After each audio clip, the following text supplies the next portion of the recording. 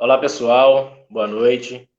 Nós estamos agora começando a nossa live, nossa roda de conversa.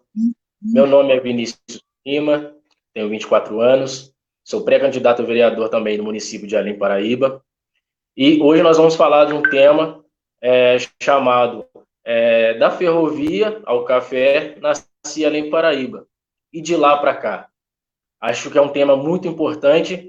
Acredito que nós não temos que só nos ater a questões nacionais, mas precisamos falar também do nosso município, precisamos falar das nossas origens, precisamos falar da cidade que nós vivemos e que queremos construir algo melhor para elas. Para ela. Eu acredito que essa roda de conversa ela é importantíssima porque do diálogo nascem as ideias e creio que nessa roda de conversa pelas pessoas que estão aqui só nascerão ideias benéficas para o município de Além Paraíba. Hoje eu tenho o prazer de estar aqui com a Oberdão Moreira Rocha, que é o nosso pré-candidato a prefeito. Tenho a oportunidade de estar aqui também com o Mauro Luiz Senra Fernandes, historiador.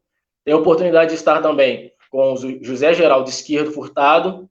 E hoje nós temos a participação especial do nosso deputado estadual, Betão, pelo Partido dos Trabalhadores. Betão também, que é professor de geografia e também exerceu por 3 mandatos a vereança no município de Juiz de Fora, que é a sua cidade natal. Hoje, Betão ele é vice-presidente da Comissão de Educação e Ciência e Tecnologia e integra também as comissões de Trabalho, Direitos Humanos e Meio Ambiente. Betão, quero te agradecer imensamente pela sua participação conosco. Muito obrigado por estar aqui, dando uma palavra para nós, e nesse momento eu gostaria de passar a palavra para você. Obrigado, Vinícius. Uma grande saudação e força aí na sua candidatura para vereador aí também, sua pré-candidatura, né? A vereador aí em Além Paraíba. Forte abraço aí também ao professor Mauro Senra, ao José Geraldo, e uma saudação especial para o meu velho conhecido companheiro Oberdan, né? Pela disponibilidade, né? E junto com ele a companheira Beth, né? Como pré-candidata a vice-prefeita, mas com a disponibilidade, saudade disponibilidade que eles tiveram de se colocarem como pré-candidatos, né? Porque só as pessoas se colocam como candidato, como pré-candidato e passa por uma eleição, sabe que é um processo difícil, né? Que a gente vive para poder chegar a uma discussão política até a população. Não é um negócio fácil, né? Então, a pessoa, quando se dispõe a fazer isso, né, tem que receber todos os elogios possíveis e incentivo, né, para que as pessoas possam escutar, né, aquilo que elas estão querendo falar. E o Vinícius colocou uma questão importante aí. Nós estamos numa eleição municipal, as questões municipais são muito importantes nessa eleição, mas há toda uma contextualização, né? Assim como vocês vão fazer nesse debate aí sobre o histórico da cidade, né? Da ferrovia ao café, até chegar na situação atual, mas nós estamos passando por uma eleição um pouco diferente, né, das demais, né? Ninguém imaginava que a gente estaria fazendo uma discussão no Facebook, numa live como essa daqui, numa plataforma chamada Streaming, né, que é muito utilizada aí pelo pessoal, para conseguir fazer esses debates, né? Eu estava relatando para quem está nos assistindo, e, aliás, uma boa noite para todo mundo que está nos assistindo aí também pelas redes sociais, que eu vou ficar um tempo aqui, depois eu vou pular para uma outra live que está ocorrendo lá em Santos Dumont, né? A situação atual é essa. Então, o formato das eleições ela está diferente, mas o conteúdo dela, a discussão, né, é a mesma de sempre. É a velha luta de classe, né? São os exploradores querendo arrancar mais dos explorados. E essa é uma discussão que nós estamos vivendo nós estamos sentindo aqui no Brasil desde 2016, com o golpe que foi dado nesse país, com a ascensão do Michel Temer, que conseguiu fazer uma reforma trabalhista que muitos trabalhadores e trabalhadoras estão começando a sentir agora esse processo dos direitos que foram perdidos, né? E que passa depois com a chegada de Bolsonaro, naquelas condições tão estranhas, né, de eleição, conseguindo retirar ainda mais direitos, retirar, fazer uma reforma da Previdência que praticamente impede a pessoa de se aposentar, né? Tudo isso em meio a uma crise do capitalismo agravada pela crise da pandemia.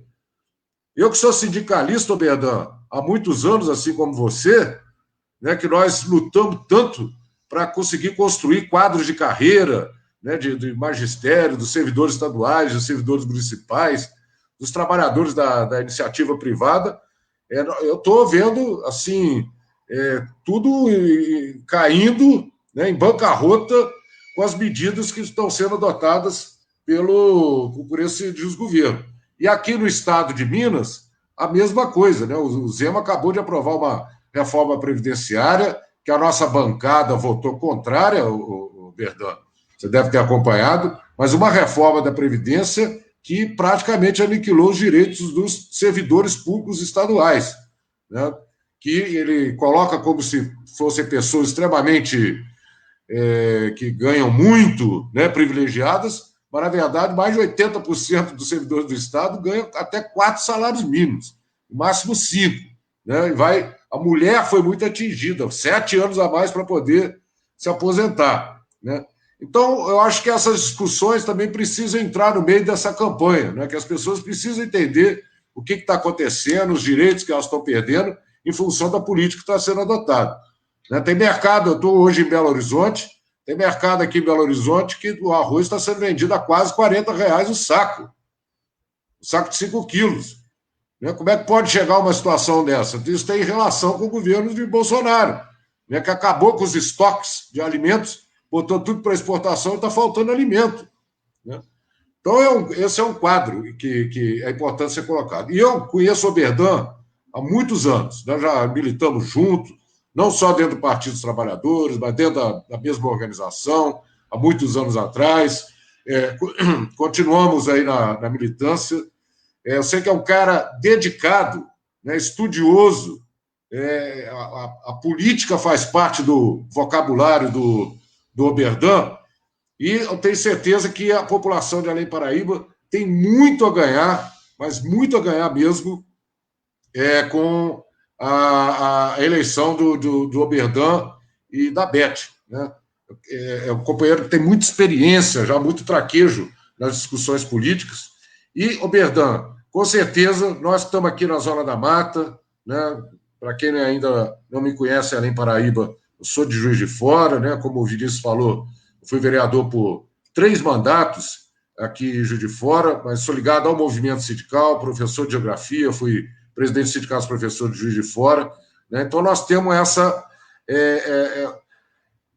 junção, né? Esse imã, junto com as cidades aqui da Zona da Mata, Oberdan. E eu quero deixar claro que nós vamos colocar o nosso mandato à disposição dessa eleição aí em Além Paraíba, para estar te acompanhando, né, para a gente poder estar ajudando e, na sua vitória, para a gente poder estar contribuindo também além da discussão política, com as emendas parlamentares, que a gente possa estar ajudando, como nós estamos fazendo em boa parte das cidades aqui da Zona da Mata. Nós queremos chegar aí também com você. A última vez que eu tive aí, inclusive, a convite dos educadores, foi para discutir uma proposta de escola sem partido, né, que acabou não vingando, como também em diversos outros municípios, e que agora foi soterrado, diria, quase que definitivamente pelo Supremo Tribunal. Né? Mas eu quero voltar aí para a gente estar ajudando a fazer essa campanha. Então, eu quero deixar aqui um forte abraço, Oberdan. Gostaria muito de estar participando aí dessa discussão, me interessa muito como geógrafo a discussão que vocês vão estar fazendo, mas eu tenho que pular daqui a pouquinho para outra reunião remota como essa. Então, força aí para vocês, um forte abraço e força na luta aí, companheirada. Valeu, Oberdan. Muito obrigado, Betão, pelas palavras elogiosas. Você sempre bem-vindo pela sua história de luta, pelo o que você representa no parlamento estadual, defendendo os interesses dos municípios do interior, dos municípios pequenos e dos pequenos na sociedade, os trabalhadores, as pessoas de maior vulnerabilidade. Então, você é um legítimo representante dos trabalhadores e eu tenho muita honra de estar ombreado com você no mesmo partido, nas mesmas causas.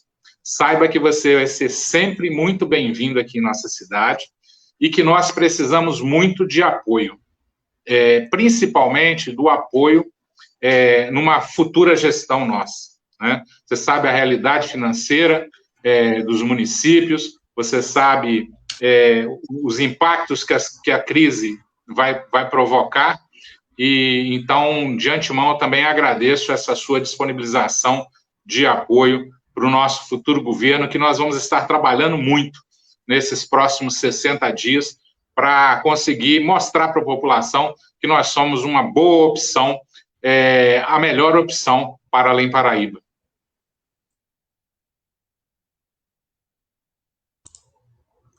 Obrigado, Aberdão. Obrigado, Mauro Serra. Obrigado, Vinícius, Zé Geraldo e todo mundo que está nos assistindo. Deixar um abraço forte aí para vocês, que já estão me chamando lá em Santos Dumont. Abração. Vamos estar aí, Aberdão. Força aí.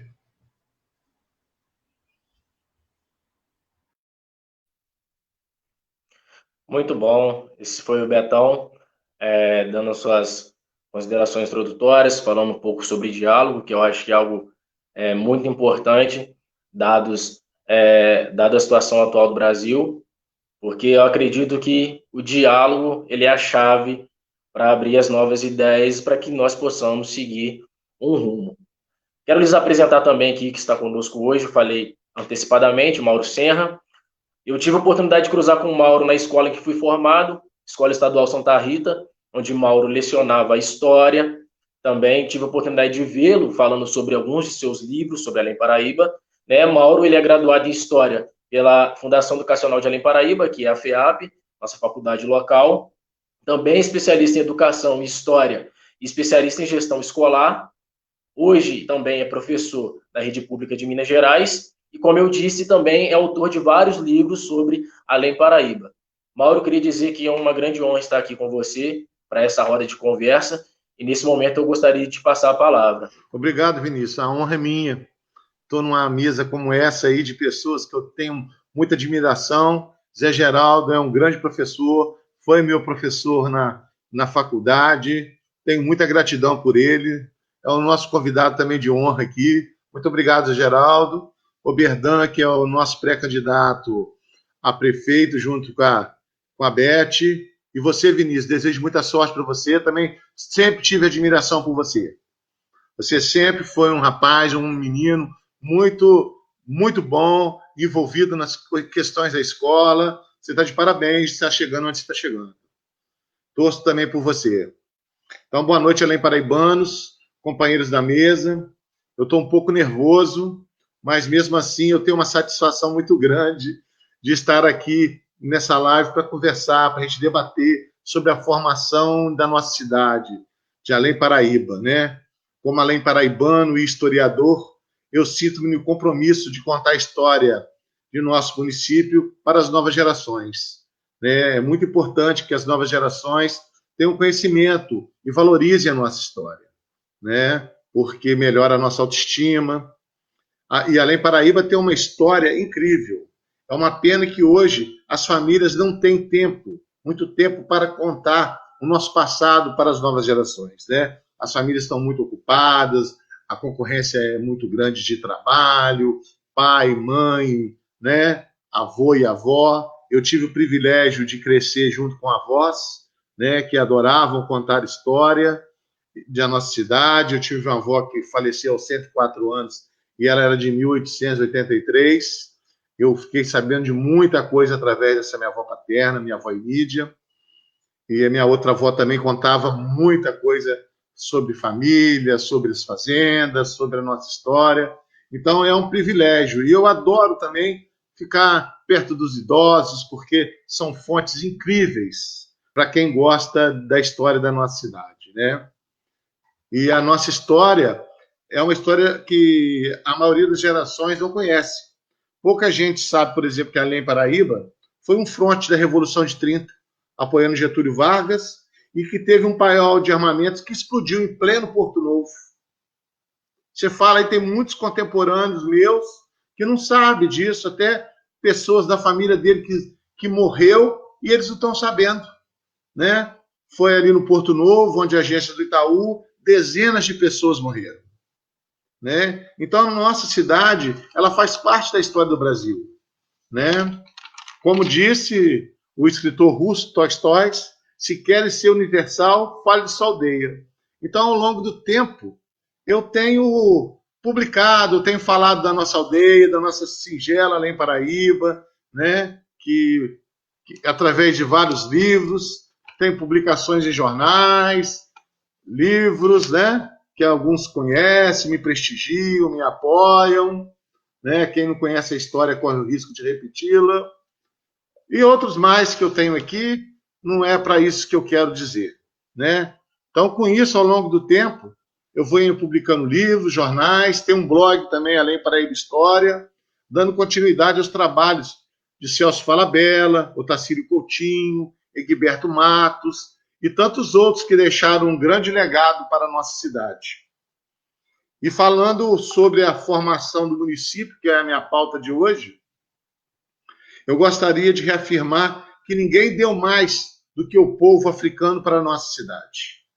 Eu tenho sempre falado isso na sala de aula, sempre provocado essa nova visão de história, né? Porque antes só se falava nos grandes homens, né? Na igreja, e aí o povo oprimido, o povo trabalhador, não era reconhecido, não ganhava nome de rua, não ganhava nome de escola, né? Então eu venho sempre provocando isso, falando desse povo, né? Que é a nossa maioria da nossa população, né? Sem menosprezar o povo indígena que aqui estava na época do nosso povoamento, os tupis. Esses índios já vinham sendo massacrados, fugindo da ocupação do litoral da Bacia de Campos, e foram desaparecendo por causa das doenças trazidas pelos povoadores, como sarampo, por exemplo, né? Tribos foram dizimadas, morreram aqui na nossa região, né? Mas tudo isso que a gente vê como patrimônio histórico em nossa cidade foi feito pelo povo africano. Toda a antiguidade que a gente vê em nossa cidade, grandes prédios, o debate sobre a estação de Porto Novo, quem pegou no pesado, quem carregou as pedras, os pedreiros, quem carregou os trilhos, foi o povo africano, né? Não tinha o reconhecimento, não era bem recompensado, mas quem recebe sempre é o homem branco, o que recebeu o nome das ruas, das praças, né? Então, como dizia Joaquim Nabuco, tudo que significa luta do homem com a natureza, conquista do solo para habitação e cultura, estradas, edifícios, canaviais, cafezais, igrejas e escolas, telégrafos, caminho de ferro, academia, hospitais, tudo, absolutamente tudo que existe no país como resultado do trabalho, como emprego do capital, como acumulação da riqueza, tudo é através do trabalho do africano, do povo negro, né? Podemos dizer que a nossa cidade começou a sua formação em 1819, né? Quando começou o fim do ouro da zona da mineração, a economia cafeeira começou a emergir no Brasil imperial, e o Vale do Paraíba, onde a gente está situado, começou a cultivar essa riqueza, né, que sustentou o Brasil imperial. Então foi quando começou a chegada de várias famílias da zona da mineração, de Prados, Ouro Preto, São João del Rei, Barbacena, Lagoa Dourada. Essas famílias vieram para cá, receberam o Cismaria, mas para formar suas fazendas. Mas o que eles precisavam mesmo para conseguir tudo isso, um dos critérios para receber essa Cismaria, era a quantidade de escravos, de possuir vários homens e mulheres negras e negros africanos escravizados para poder construir suas fazendas e as vilas, né? O café, por exemplo, trouxe muita riqueza. E para transportar toda essa riqueza que era plantada aqui em nosso solo, nas nossas fazendas, né, era em cima de mulas, dos tropeiros, e aí foi necessário investir na ferrovia. Os grandes proprietários investiram na construção da estrada de ferro, Quem investia mais, a estrada de ferro ia passando dentro da sua propriedade, né? Por isso que a gente vê, né, localidades escolhidas, não foi somente porque é uma questão de engenharia, foi para uma questão também de quem patrocinava, né? Lá, por exemplo, na Fazenda Ouro Fino, é Benjamin Constant, Teixeira Soares, na Fazenda Santa Alda, na Conceição, nas terras do Comendador Simplício, né? Na Parada Breves, depois do Matadouro, né? A família Souza Breves, com a Fazenda da Arapoca, e até Fernando Lobo, que era a Fazenda do Pântano, do Antônio Carlos Teixeira Leite, que era sogro do Barão de Guararema. Né? Que o Barão de Guararema... Barão de São Geraldo, desculpa. O Barão de São Geraldo, ele, na inauguração da ferrovia, hospedou lá na Fazenda do Pântano, ali naquela divisa de Volta Grande com Além Paraíba, hospedou a família imperial. Então, quando chegou a primeira locomotiva em Além Paraíba, em 1871, falava-se Porto Novo do Cunha, né, que é a nossa cidade, tudo se transformou da noite para o dia. Foi uma grande metamorfose que aconteceu. Riqueza, luxo, cultura, tudo que chegava na capital do Império, que era o Rio de Janeiro, chegava também em Além Paraíba. Somente uma coisa que não mudou em nossa cidade foi a vida das mulheres e homens negros, né? As mulheres e homens negros, descendentes dessas pessoas que foram escravizadas, até hoje lutam, né? E resistem, né? Tudo que eles continuam ainda na periferia, né? Com falta de assistência, com falta de cultura, de lazer nesses bairros periféricos de Além Paraíba. Quem realmente conhece Além Paraíba sabe o que eu estou falando. Né? Quem conhece Além Paraíba não conhece só o centro, os bairros bem preparados, né? Com praças, grandes investimentos em praças do centro da cidade. Né? Quem conhece mesmo Além Paraíba conhece a dificuldade do povo que vive na periferia. Né? É muito difícil os benefícios chegarem lá. Né? Além de toda essa dificuldade, passam pelo preconceito e ainda tem que sobreviver a grande violência que passa nesses lugares. Né? Eu gostaria também de trazer para essa noite algumas questões que provocam incômodo em alguns setores da nossa sociedade, como é o caso do terreno onde as oficinas da antiga Rede Ferroviária Federal. É um tema que já tomaram posse, mas até hoje existe uma insatisfação, porque esse terreno pertencia ao primeiro padre que se instalou aqui em 1819, né? Que é o padre Antônio Miguel Paiva, é o famoso padre Paiva. Ele recebeu uma sesmaria, onde funcionava as oficinas, e ali construiu o primeiro templo católico da nossa cidade, chamada Capelinha dos Índios. E nela colocou a imagem de São José de Botas, que é o mais antigo patrimônio histórico da nossa fundação, que se encontra na matriz de São José. Né? Ele é do final do século dos anos de 1700, né? É o patrimônio mais antigo que temos aqui na nossa cidade, como fundação do nosso município. O padre Paiva foi vigário aqui na cidade de 1818 até 1826. A Capelinha dos Índios foi transferida para a matriz de São José e mais tarde, lá naquela localidade, não sei que negociação que foi feita, transformou-se nas oficinas. Era o poder negociando com o poder. A Igreja Católica, né, com os fazendeiros ricos, os barões, mais o Império. Só que o padre Paiva, uma coisa que as pessoas não comentam, deixou um herdeiro, que não sabemos se ele era filho, uma coisa muito comum, padre ter filhos naquela época. Aqui em Paraíba tem um monte de gente que é descendente de padre, né? Não vou citar, porque eu não quero colocar ninguém em constrangimento, nem ficar com julgamento de preconceito, nem nada, né? Mas era muito comum naquela época. O camarada chamava Capitão Manuel de Almeida. Era o herdeiro do padre Paiva. E esse camarada, ninguém não fala nada sobre ele. O que aconteceu? Eu comecei a pesquisar, quando começou o conflito dessa questão do terreno, da ferrovia, das oficinas, eu comecei a ir no Fórum de Marte Espanha e, infelizmente, eu deparei com uma situação assim, que me deixou muita dúvida. Tinha um caderno, um livro de registros, um índice dos inventários na prateleira, estava lá o nome do Manuel de Almeida, e cadê o inventário dele? Quando você ia na prateleira, o inventário tinha desaparecido. Não estou fazendo nenhuma acusação leviana, eu só estou falando um fato que eu deparei, que é onde o historiador incomoda muito. O historiador incomoda muito no nosso meio, porque ele está sempre levantando o passado. Aqui em Paraíba nós temos vários problemas de terrenos sem escrituras e funcionam ainda, não funcionam, mantém um patrimônio de antigas empresas que davam empregos e não tem a escritura.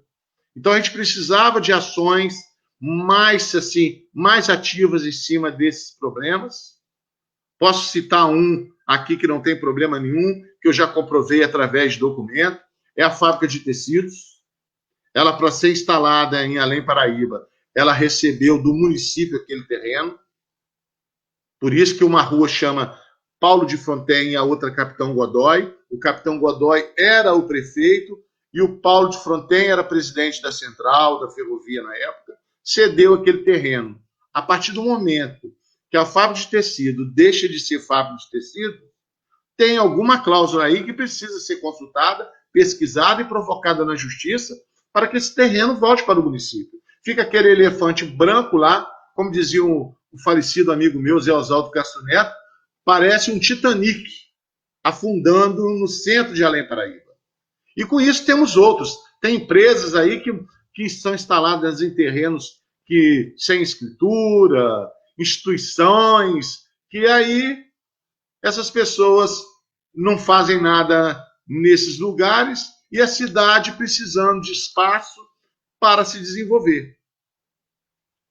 Então, eu quero também falar um outro tema. Eu estou dentro do tempo? Estou, né? Outro tema que é pouco esclarecido é uma afirmativa que as pessoas fazem sobre a Terra do Santo, né? Que era um antigo quilombo. Eu, respeitando a presença do meu professor Zé Geraldo aqui, eu discordo que a Terra do Santo é um antigo quilombo, né? Porque onde é a Terra do Santo fazia parte da Fazenda São Luís, menos de 1 quilômetro da antiga sede que pertencia ao Barão de Guararema, Luiz Souza Breves. Como que um quilombo é construído em alguns metros da Casa Grande? Né? A sede da Fazenda São Luís é logo depois do posto fiscal, ali em frente à nova faculdade, onde era Zamboni. Como que um quilombo, onde os negros eram refugiados, fugiam da opressão, iam se instalar lá? O que aconteceu foi o seguinte: o Barão de Guararema, com o final da escravidão, ele também foi ficando pobre, né? Ele não teve filhos com a esposa dele, que era uma sobrinha dele, mas ele teve filhos da senzala, né? Então, não foram registrados, não receberam apoio, e com isso ele doou esses terrenos, esse terreno da Terra do Santo e outros mais, para a igreja. Por isso que chama Terra do Santo. Ele doou para o santo, e ali os seus ex-escravos das terras da família Breves, dali em torno, se localizaram naquele lugar, né? E acontece que eles até hoje, ou parou tem pouco tempo, que até pouco tempo atrás, essa gente era dona da propriedade do imóvel, mas não era dona do seu terreno. Tinha que pagar um aforamento ainda à Igreja Católica.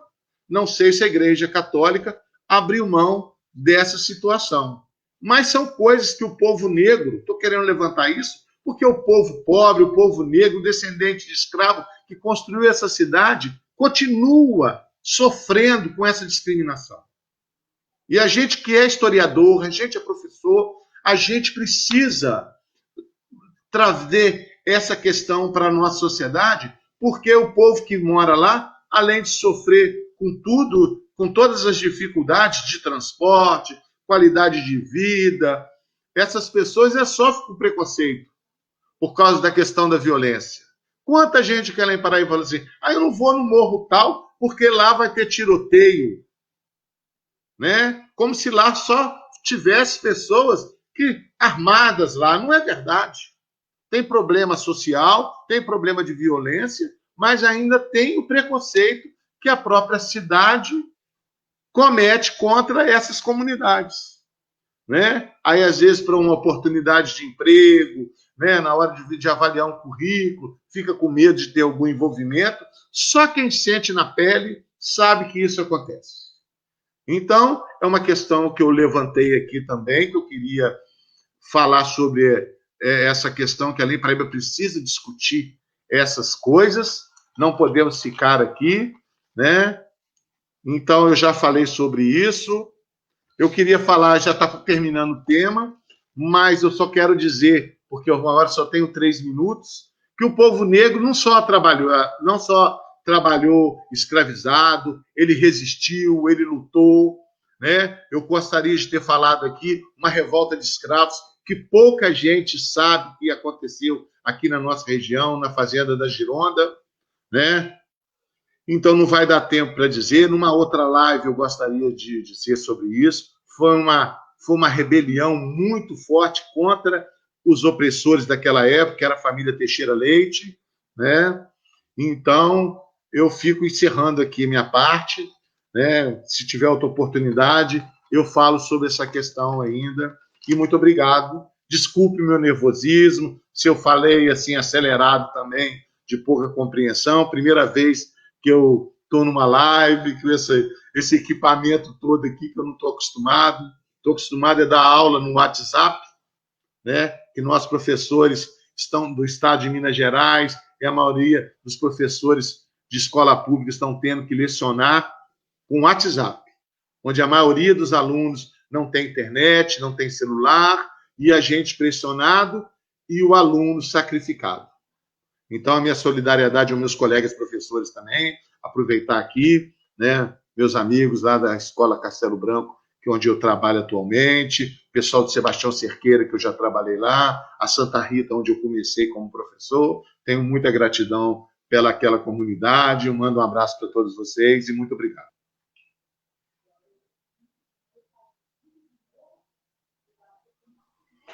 Muito obrigado, Mauro. Muito bem colocado. Você falou algo que é muito importante sobre a importância da história, a importância de nós estudarmos história para não repetirmos o passado.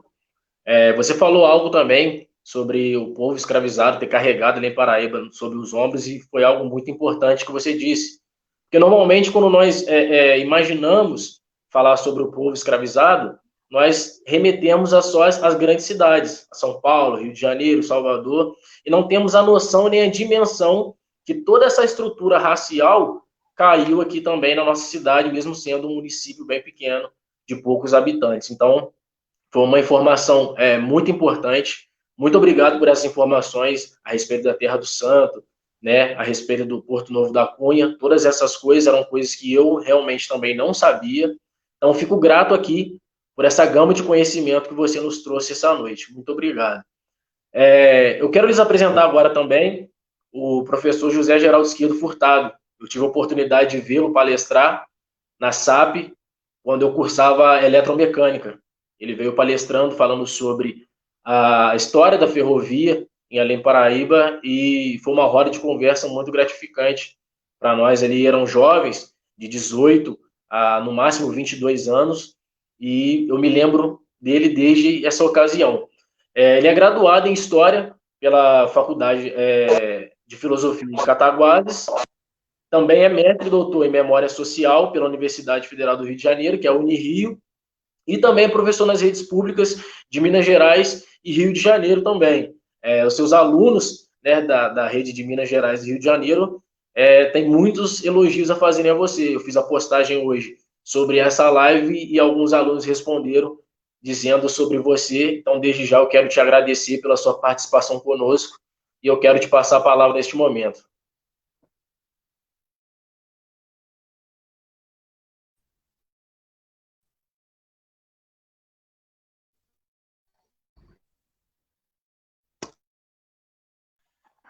Obrigado, Vinícius.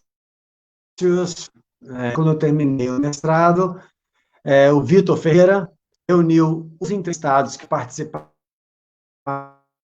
da minha dissertação, e ali foi feito um comentário sobre o trabalho, em homenagem àqueles que se predispuseram a trabalhar, a oferecer suas memórias para que eu construísse a minha dissertação. Foi por isso que no momento ali que você viu eu no Senai naquela ocasião, né? Boa noite a todos aqui vindo, a nossa mesa virtual, né, o Bedan, Mauro, Betão, profissão, né? Faz um trabalho fantástico com acervo gráfico. A fotografia, ela é lugar de memória.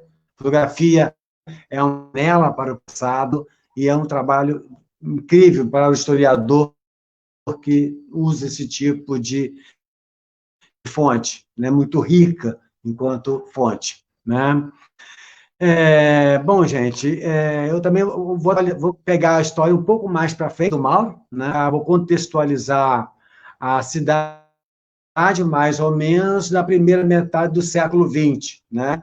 Então, rural, né? Muito questão rural, das fazendas, do café, a escravidão, e é esse capital, o café, que permite a implantação da ferrovia, né, que chega aqui, conforme o Mauro colocou, no final do século XIX, e essa ferrovia é que acaba propiciando o desenvolvimento industrial. Foi marcante na cidade na primeira metade do século XX. Foi um momento áureo da cidade, né, enquanto cidade, não colocando aí a área rural, mas enquanto cidade. As fábricas que já foram citadas, a fábrica de tecido, foi muito rico, né? Se você contabilizar isso, 5 estações ferroviárias dentro do município, uma oficina de grande porte, né? Uma das 3 maiores da América Latina, isso não é pouca coisa. Um entroncamento importante que bifurcava a linha para a região para Friburgo e daí para Niterói, não foi pouca coisa, né? A ferrovia e o que ela trouxe para a cidade em termos de desenvolvimento industrial. Bom, esse fenômeno, né, que é um fenômeno muito marcante na Zona da Mata, ficou conhecido, né, pelos estudos como o Brasil arcaico. Talvez muita gente não conheça esse estudo da sociologia do final dos anos 60, início dos anos 70, né, que já estava analisando esses sociólogos, né, Juarez Andão Lopes, eles já estavam analisando, preocupados com a crise desse Brasil arcaico, né? O que é esse Brasil arcaico? São cidades, né, da Zona da Mata, predominantemente, né, que por onde passou a ferrovia, né? A ferrovia, ela é o vetor do desenvolvimento que possibilitou, né, então, do transporte, né? Como diz o geógrafo, né, os espaços são construídos por fixos e fluxos, né? O fixo já estava aqui, a fazenda, o povoado. Isso foi a ferrovia que permitia, né, o trânsito, permitia, né, o ir e vir, pessoas, mercadorias, etc. Então se criou esse fenômeno, ficou conhecido pela sociologia no final dos anos 60 de Brasil arcaico. Além Paraíba, Cataguases, Leopoldina, uma sociedade, uma economia muito bastante para esse período, levando em consideração um montante de indústria estabelecido aqui, né? Aí, o que vai provocar esse desenvolvimento todo que a gente viveu? O que vai essa crise do Brasil arcaico? Que vai levar à situação que a cidade é hoje? Uma cidade empobrecida, uma cidade sem grandes recursos, uma cidade com pouquíssimo capital circulando na mão das pessoas, o que vai levar ao empobrecimento das famílias, como o próprio Mauro falou, né? Essa sociologia mostrava o seguinte, que esse Brasil arcaico foi estruturado em cima da pobreza do trabalhador. Essas indústrias vieram para cá, aproveitando a ferrovia, estabeleceram nessas regiões, que é em Paraíba, aproveitando a facilidade facilidades da ferrovia, mas também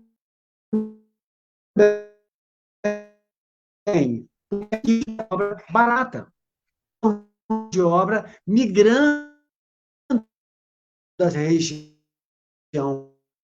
rural, né, que encontrava na cidade uma via de distância, do trabalho pesado, e aqui encontrava uma vida que era um pouco melhor, mas também não era uma qualidade de vida tão excepcional. O trabalhador ia além para nada.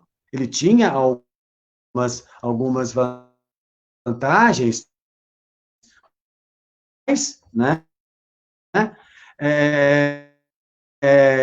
A base salarial era muito pobre. Mas os donos dessas indústrias tinham essa mão de obra não permitia greve, não permitia nenhuma manifestação, porque é justamente aquela educação que vem do mundo rural. É interessante isso. Quando que esse Brasil arcaico começa a entrar em crise? Justamente quando chegam os direitos trabalhistas. Chega a CLT com vaga, chega o salário mínimo, né? Que quando isso chega na cidade, com direito a férias, terceiro, descanso remunerado. Gente, a carga de trabalho aqui, trabalhava com semana inglesa, até o advento da CLT. O que é a semana inglesa? O cara trabalha de segunda a sábado, de 6 da manhã às 6 da tarde, domingo até meio-dia. Só domingo à tarde que tem de folga. A CLT que vem dar esse suporte, né? Aí, quando a CLT chega, e também, né, a influências sindicais começam a chegar nesse... Não ficou mais interessante para essa elite manter os seus negócios.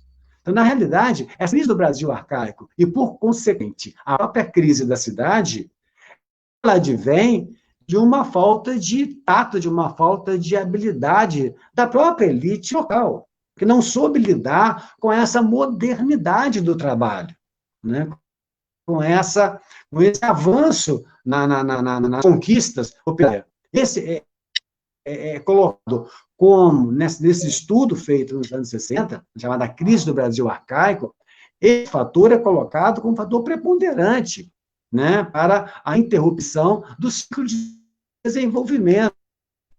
Então, ou seja, nós temos um parque industrial, na realidade, que é estruturado a partir da pobreza do trabalhador, né? Isso é uma realidade histórica, constatável. Quando as coisas começaram a melhorar, a ferrovia ela tem um papel importante, né?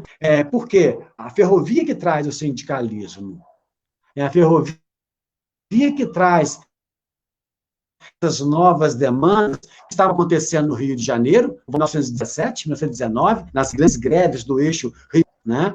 Onde é formado, nesse contexto, o próprio sindicato dos ferroviários, que vai chegar depois do chamado sindicato do pau puro, né? Que é um momento importante na vida sindical aqui da cidade, e a partir do trabalhador ferroviário, né? Que tem essa que vem do Rio, né?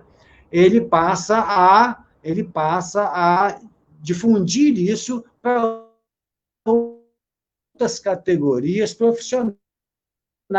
Inclusive, a ferrovia, muitas greves ferroviárias foram greves de apoio a outros trabalhadores da cidade. Foi greve de apoio a trabalhadores da fábrica de tecido, por exemplo, né? Inclusive indo lá e atuando junto. É interessante de observar isso, né? Que a melhoria na condição do trabalhador é um fator de crise econômica. Então, nós temos uma elite que não soube, não uma elite que tem um controle econômico, que tem um poder político, que controla o poder político, né? E a falta de se organizar dentro das normas que eram nacionais, que eram internacionais, que eram também. Né? Então, isso é um dado interessante que para se pensar a cidade. né, a partir desse momento, chamada crise do Brasil arcaico. Né? A partir dali, o que a cidade vai vivendo é apenas o reflexo disso. Né? Então, nós temos um momento, né, marcadamente nos anos, né, que essa crise vai se aprofundando, e a cidade vive o que é hoje. É uma cidade que vende almoço para comprar janta. Né? Uma cidade empobrecida, de uma população empobrecida. E se existe algum capital, ele está concentrado. E assim como no passado, a concentração já permite que a riqueza circule. Esse é o problema do subdesenvolvimento, né? Não é a falta de riqueza, é a falta de circular essa riqueza passando pelas mãos de todos, né? Agora, quando você leva o trabalhador e a sociedade ao limite extremo de pobreza, em função do enriquecimento de uma pequena elite, de 2% da população, você acaba criando qualquer forma de desenvolvimento. Porque o dinheiro não circula, a riqueza circular. Isso, Adam Smith já falava isso há séculos atrás. Né? Então, o que eu queria pontuar assim, de forma muito evidente, é justamente isso, essa contribuição que a ferrovia dá, em todos os sentidos. Ela permite, né, a formação de um parque industrial interessante, né? Esse parque industrial usa a ferrovia, né, para se montar e mão de obra barata, né? Ordeira, controlar vendedores, que são tão famosos na cidade, né? São tão citados na cidade, nome de ruas, e etc, etc, né? São esses trabalhadores que deviam ser elogiados, que deviam ser rememorados. O Mauro fala isso da escravidão, né? E eu falo isso de trabalhador urbano pós-escravidão, na sua grande, né, descendente desses escravos. Né? Então, esse é o que eu queria frisar, porque é o que se pensar um município. Não dá para se pensar um município só em riqueza do município, riqueza de uma empresa. É preciso pensar no município em termos de riqueza de todos. Né? Se pensar na nação em termos de riqueza de todos, não do pequeno grupo. A própria crise, a falta de visão, a falta de modernidade da elite, acaba levando também a ferrovia com ela para o mesmo buraco. Né? A ferrovia, ela criou esse Brasil arcaico, industrializado, ela também foi vítima da própria decadência desse Brasil arcaico. Você tem mais do que transportar, para que a ferrovia? Né? Ao passo que, se você tivesse, né, uma outra visão, uma outra proposta, né, de desenvolvimento, uma outra matriz de desenvolvimento, você teria, logicamente, né, a ferrovia passar para uma atualização também. A ferrovia como um modal de transporte importante, de carga, teria que passar também por uma modernização. Né? Talvez a cidade não teria mais nem a ferrovia passando aqui dentro. Né? Então, não adianta a gente sonhar hoje, né, com esse Brasil arcaico, com esse modelo industrial que se estabeleceu aqui e que muito sonha, né, uma grande fábrica, uma grande indústria, uma grande oficina. Esse Brasil já não existe isso, novas exigências tecnológicas e que não foi pensado, não foi assimilado pelas colonialistas e que acabou levando a cidade a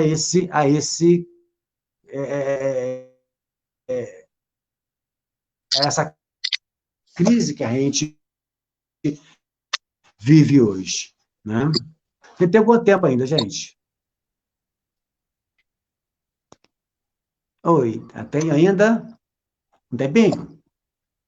pontuar essa questão ferroviária, né? A ferrovia, ela foi o maior empregador da cidade, né? Calculo por alto cerca de 2.200 pessoas trabalhavam diretamente na ferrovia, né? Se você computar aí as 5 estações, você computar aí o AVP, na via permanente, na manutenção de linha, e principalmente o pessoal que trabalhava na oficina, né? Que ficava ali na vila e que pouca gente conhece, né? A oficina de Porto Novo, a nova geração não sabe o que foi aquilo, não sabe o que foi aquele prédio já aparente mais, né?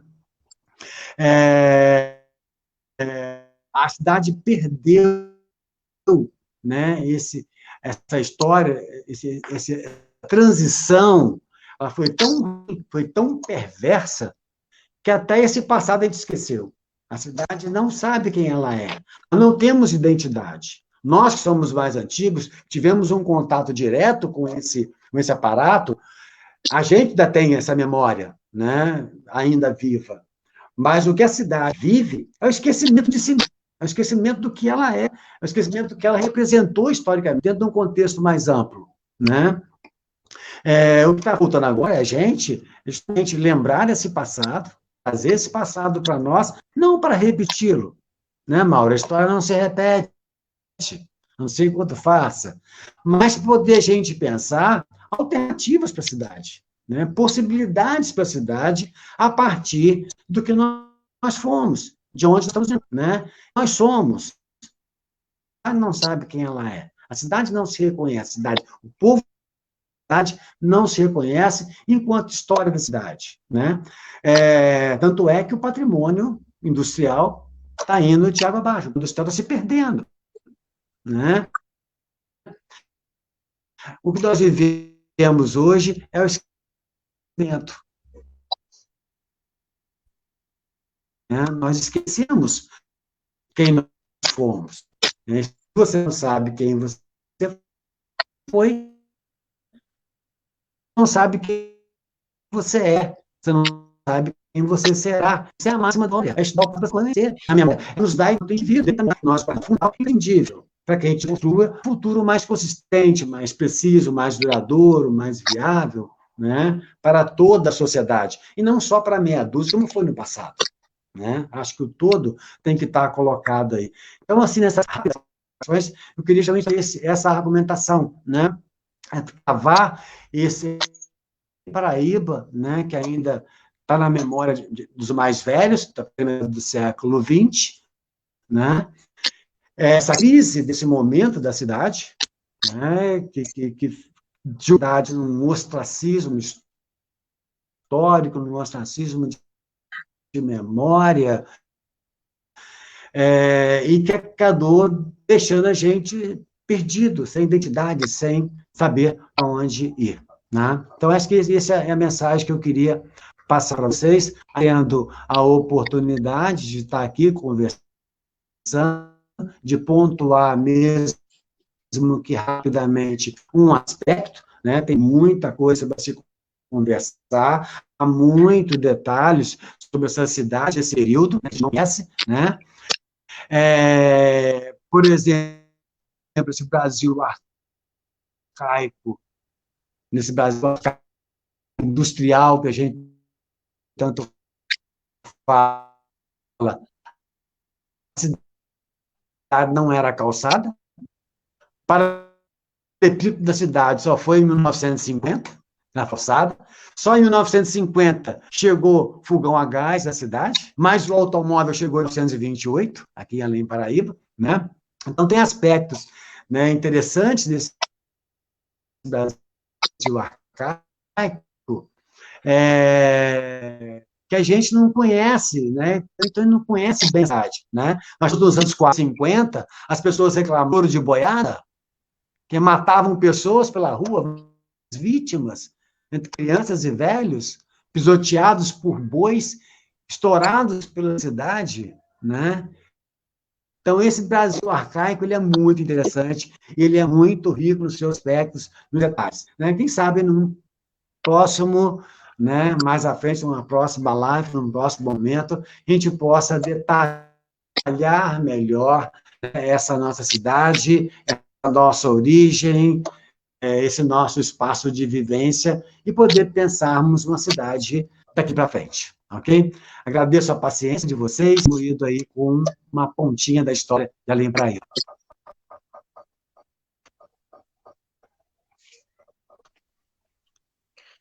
Muito bem, José Geraldo. Muito obrigado aí pelo conhecimento que compartilhou conosco.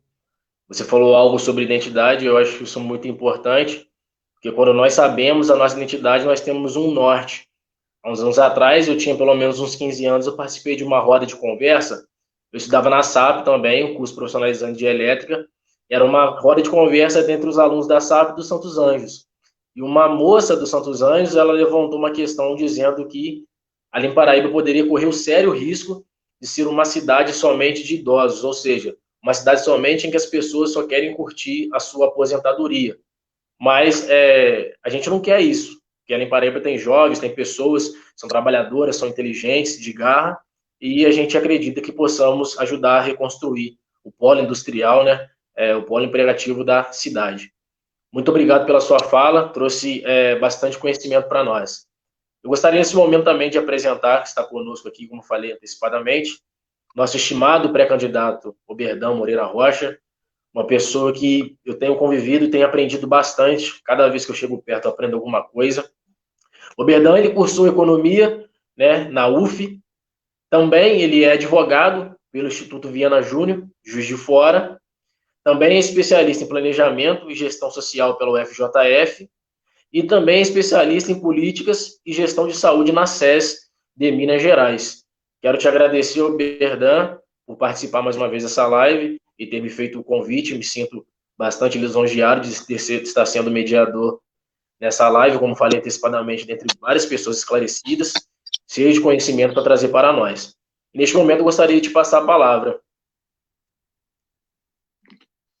Muito obrigado, Vinícius.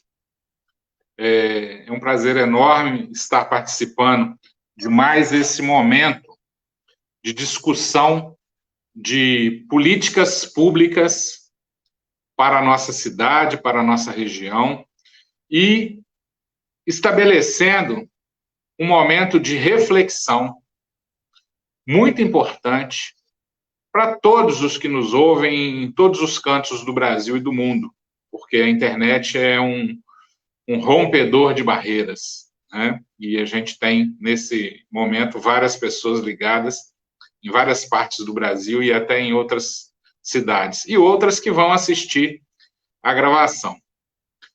Quando eu falo da importância da discussão de políticas públicas, principalmente no momento pré-eleitoral, é porque me deixa muito triste ver os agentes políticos, as pessoas que pretendem estar administrando a cidade, assumindo a liderança de conduzir um povo pelos próximos 4 anos, muitas vezes mais preocupados em ataques pessoais, mais preocupados em disputas de poder de forma fratricida, agredindo, atacando, passando fake news, tentando levantar situações equivocadas na vida dos adversários.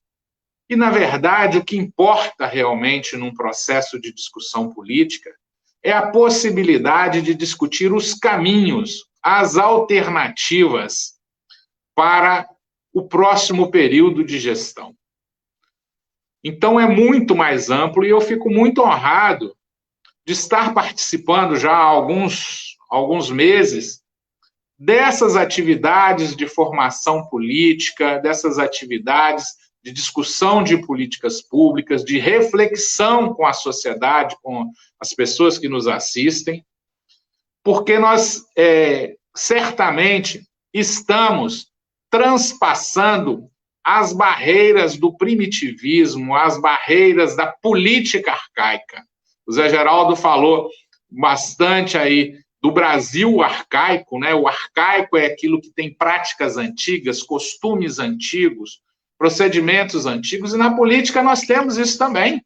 ainda hoje, práticas arcaicas. E isso não contribui.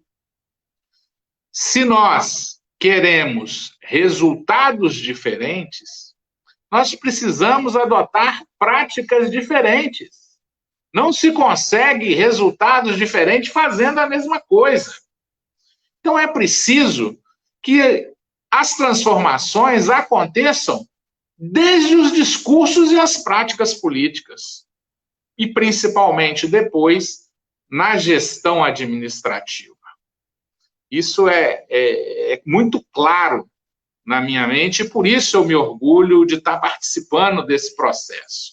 Agora, eu me orgulho também, de forma talvez mais intensa, de estar podendo participar de um debate com pessoas que eu tanto admiro, que eu tanto respeito, né? Que tem uma história de vida, uma história profissional, uma história de preocupação social tão grande quanto o professor Zé Geraldo Esquerdo, quanto o professor Mauro Serra, né? Vocês não têm ideia, queridos ouvintes, do orgulho que eu tenho de ver um além paraibano escrevendo um livro. E o Mauro já escreveu vários. E livros sobre registros históricos. Hoje mesmo eu estava conversando com um amigo mais experiente do que eu, e eu falei com ele da importância dele contar, né, dele relatar as experiências de vida dele. Porque nós, enquanto sociedade, ainda não temos a cultura dos registros históricos. E o tema da nossa live hoje é história, né, da ferrovia ao café e a sequência de lá para cá. Né? E como o Mauro mesmo falou, quem não conhece a história corre o risco de repetir, né? Principalmente os mesmos erros. Então é muito importante a gente conhecer a história, ter uma leitura do diagnóstico da nossa realidade, dos efeitos e das causas que produzem os efeitos atuais ao longo do tempo, principalmente no aspecto econômico, gerencial e administrativo. E também, não sabe a honra que eu tenho quando vejo um conterrâneo nosso, como o professor Zé Geraldo, que se embrenhando pelos caminhos da academia, escrevendo uma tese de mestrado, uma tese de doutorado. Isso é muito interessante, muito... mexe até com os nossos sentimentos menos nobres, entre aspas, como o orgulho, né? A gente tem orgulho de ter além paraibanos dessa forma.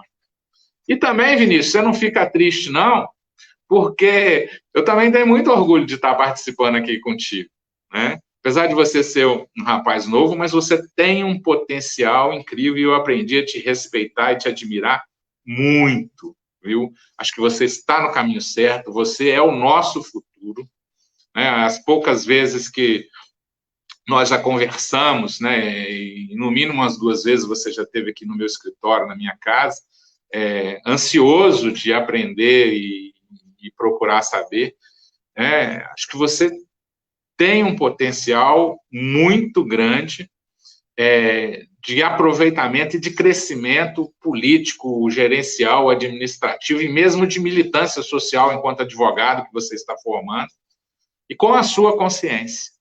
Principalmente com a sua consciência, com o seu senso de pertencimento, né, a essa sociedade, a esse tempo e nas condições que eles são colocadas. Então, fica aqui esse registro, porque, na verdade, eu acho que ele é de muita justiça e eu precisava fazê-lo, e meu coração pedia para fazer essa declaração de amor pelos 3 companheiros aí. E também agradecer, né, mais uma vez, já tive a oportunidade de agradecer pessoalmente, quando ele estava presente, ao deputado estadual Betão, né, que é uma liderança sindical dos professores, agora deputado estadual, que tem feito um trabalho incansável de luta pelos interesses tanto dos municípios do interior, quanto das causas sociais, das causas dos pequenos e principalmente das causas dos trabalhadores. Mas vamos lá. Da ferrovia ao café, né? E de lá para cá. O Mauro abordou as origens da cidade, né? Caminhando um pouco pela ocupação, desde a época em que a nossa região era apenas uma trilha clandestina de desvio das riquezas do ouro das Minas Gerais, né? E que, naquela época, pela ação governamental de repressão, passou a ser chamada de áreas proibidas, né? Ninguém podia passar por aqui, tinha que passar pelos caminhos do ouro, chamado Caminho do Ouro, onde você tinha as barreiras alfandegárias, onde a coroa portuguesa cobrava os impostos, e as áreas clandestinas, as rotas clandestinas, as trilhas alternativas, elas eram bloqueadas, né? Tinham expedições, inclusive há registros históricos de que o alferes Tiradentes andou por essas regiões combatendo os contrabandistas de ouro que passavam por nossa região. E aqui formou os primeiros registros de povoamento para tentar coibir essa realidade. Depois veio, também explicado pelo Mauro, a questão das Sesmarias, né, do padre, não sei se é Miguel ou Manuel, acho que existe duas pessoas chamam de duas formas, né? Eu já ouvi, tem a rua aqui no Jardim Paraíso que chama Padre Manuel de Paiva, outras pessoas que chamam, já vi registro histórico, de Padre Miguel de Paiva, mas é o famoso Padre Paiva. E a ação da igreja, né, nesse período colonial, que também ela tem aspectos muito históricos e nos deixou patrimônios históricos muito importantes, né?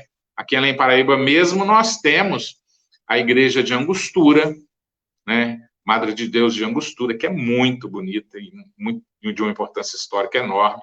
A igreja matriz de São José. Tivemos uma igreja que foi destruída, né, Mauro, lá em Simplício, né? Tristemente, um registro terrível da destruição daquela igreja, mas a religião, principalmente a religião católica, teve muita importância histórica nesse período e nos deixou patrimônios também. Depois, Mauro passou a abordar a questão da ferrovia e fez uma abordagem muito bacana sobre a escravidão, os reflexos da escravidão na nossa região e na realidade de adensamento populacional aqui e a realidade de ocupação de espaços periféricos que existem, né, e com grande concentração de população negra. Tudo decorrente desse processo social anterior. Já o Zé Geraldo, ele faz uma abordagem já a partir do início do século XX, né, da questão principalmente do desenvolvimento industrial no início do século, da organização dos trabalhadores, do crescimento da cidade, né? E também fala de um legado histórico muito interessante, né? Quando ele citou as 5 estações ferroviárias aqui do nosso município, né? Uma grande oficina que teve um impacto no emprego também muito grande. Então, é muito importante a gente entender e compreender. Quando a gente olha para uma ruína, igual dos Torreões de Porto Novo, igual da rotunda da rede ferroviária, né? Igual era, e existe também um registro permanente lá na estação de Simplício, que uma parte foi reformada por Furnas, como uma das compensações socioambientais da construção da usina hidrelétrica, e deixou uma parte também preservando parte das ruínas, até para ter aquele efeito comparativo. Muito legal essa metodologia, e na Europa a gente vê muito isso, né? Parte de monumentos históricos restaurados e parte mantido na situação de ruína, até para compreendermos como é importante a ação humana na preservação desses monumentos e dessa história, e a importância da utilização desses recursos patrimoniais históricos como elementos turísticos e de atrativos turísticos. Mas eu queria também, complementando a análise histórica do Mauro, somada com a do Zé Geraldo, ressaltar o aspecto econômico, né? Por que a Lei Paraíba teve esse desenvolvimento nessa época, assim como todo o Vale do Paraíba, né? E seguiu a mesma tendência, teve um crescimento da agricultura cafeeira, né? Em seguida veio a ferrovia para poder escoar a produção em larga escala. Isso durou um período de tempo bastante razoável e depois houve o esvaziamento econômico, né? Se nós pegarmos a maioria das cidades do Vale do Paraíba, onde a cafeicultura começou a se expandir, a interiorizar no estado do Rio de Janeiro e no estado de Minas, a gente vê a mesma realidade, né? Essas cidades seguiram a mesma tendência, umas com outras realidades que melhoraram um pouco suas condições, mas a maioria com a mesma tendência econômica. E isso se deve principalmente à acumulação do capital. Os fazendeiros, né, com essa produção gigantesca, eles acumularam muito dinheiro, né? Para aquela época, eles eram os poderosos economicamente. Tanto é que isso se traduzia na compra também de poder, de status, quando eles conseguiam, através da influência econômica e do poderio econômico, os títulos nobres, né, de barões, de viscondes e outros mais.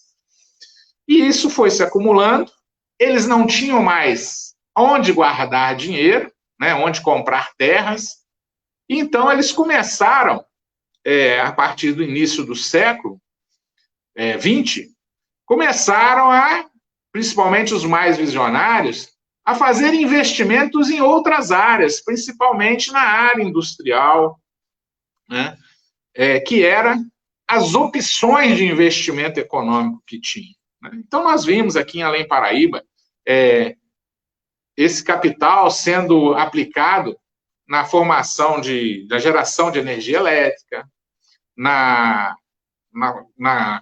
construção de pequenas indústrias, né, das primeiras produções industriais, na formação de transporte, os bondes elétricos. Todas essas inovações tecnológicas daquela época foram financiadas por essa acumulação de capital vinda do café. Depois, né, em seguida, esses recursos começaram a financiar um processo de industrialização mais forte, né? E nós tivemos duas grandes fábricas aqui, a fábrica de tecidos e a fábrica de papel, já um pouco mais à frente. E começou também a expandir para a economia comercial, né, para os grandes comércios, e nós passamos a ter registro de várias famílias que se fortaleceram e foram muito fortes por um determinado tempo no campo comercial, né? E aí registra-se família Saione, família Perácio e família Binato, né, e tantas outras que tiveram. Só que, paralelo a esse processo, houve um processo de acumulação e centralização de capital nos grandes centros. E o capitalismo, ele é muito selvagem. Ele não está preocupado em distribuir nem renda, nem salário, não são as preocupações principais dele. A preocupação principal do capital é a acumulação, é o lucro. E onde ele vê oportunidade de acumular mais, de ganhar mais, de ter mais rendimentos, ele migra. Então, parte desse capital acumulado começou a migrar através dos investimentos bancários, do desenvolvimento das tecnologias bancárias para investimentos em outras áreas, em outras regiões, né? E, ao mesmo tempo, em outras regiões onde o acúmulo de capital foi maior e foi mais fortalecido, começaram a surgir grandes grupos econômicos. Paralelo a isso, ainda veio a entrada de grupos econômicos internacionais, com o começo das multinacionais entrando para o país. E quanto mais forte a empresa, mais capacidade de negociar preços, né, compra de produtos, formação de estoques, e mais se fortalece. É aquela velha história, meus queridos amigos e ouvintes, de que o rico fica mais rico e o pobre fica mais pobre num processo de acumulação capitalista desigual. E isso a gente percebe ao longo da nossa história, né? Tanto é que os capitalistas do início do século XX, dos meados do século XX, eles começam a se enfraquecer e se descapitalizar. Todo o crescimento econômico que a gente relembra dos tempos áureos de Além Paraíba, ele foi financiado pelo privado. Se não toda, uma grande parte, né? E hoje, qual a capacidade de financiamento dos nossos capitalistas de hoje? Qual a capacidade do poder privado, do poder econômico privado de nossa cidade? O que tem sido investido? O que as pessoas que têm dinheiro, que têm capital, estão investindo em termos de geração de emprego, de geração de negócios na nossa cidade? Isso é um ponto muito importante para a gente pensar, para a gente compreender a nossa realidade. Será que as pessoas que têm mais dinheiro, elas realmente estão investindo na nossa cidade? Ou elas fazem investimentos em outros locais? Será que hoje a gente tem concentração de capital na mão de 10, 20 pessoas aqui, como tinha na época das fazendas dos barões? Ou isso está mais pulverizado?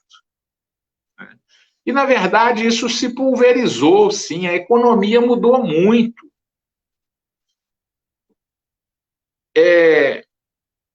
Já está encerrando o meu tempo, né, e eu vou caminhar para o encerramento com a seguinte análise, né? Muita coisa mudou. Por exemplo, a matriz de transporte era ferroviária. A política econômica do país ao longo dos últimos 70 anos mudou essa matriz para rodoviária. E a cadeia produtiva do transporte ferroviário aqui acabou. Mas você criou também uma cadeia produtiva do transporte rodoviário, né?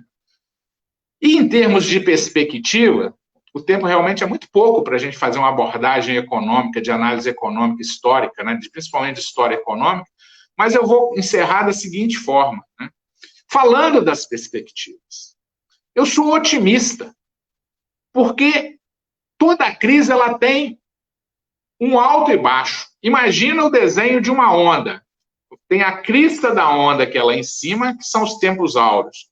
Depois tem o decréscimo e vai ao fundo do vale, que é a ponta mais baixa da onda, para depois ela voltar e crescer.